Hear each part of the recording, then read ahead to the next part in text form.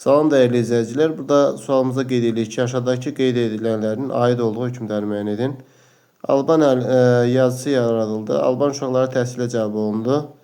Yeni kitablar Alban dilinə tərcümə edilməyə başlandı. Bu kimə aiddir? Təbii ki, elm və mədəniyyətə böyük önəm verən Astrogenin dövrünə aiddir. Yəni burada da A uyğun cavabdır. 17-ci suala qeyd edirik ki, Əhəmənilər dövlətinin mövcudluğu dövrünə aid deyil. Əhəmənilər dövləti məlum məsələdir ki, eradan əvvəl 550 və 330-cu illərdə mövcud olub. Buna aid olan fikirləri müəyyən etmək lazımdır. Periklin statik seçilməsi 443 deməli aid deyil. Düşür bu dövrə. Qalmata 522 olduğuna görə düşür. Selevkilər dövlətinin yaranması deməli Makedoniya İskəndər Əhəmənilər dövlətinin dövrünə düşməz. Çünki Makedoniya imperiyasının parçalanması nəticəsində yaranıb, doğrudur.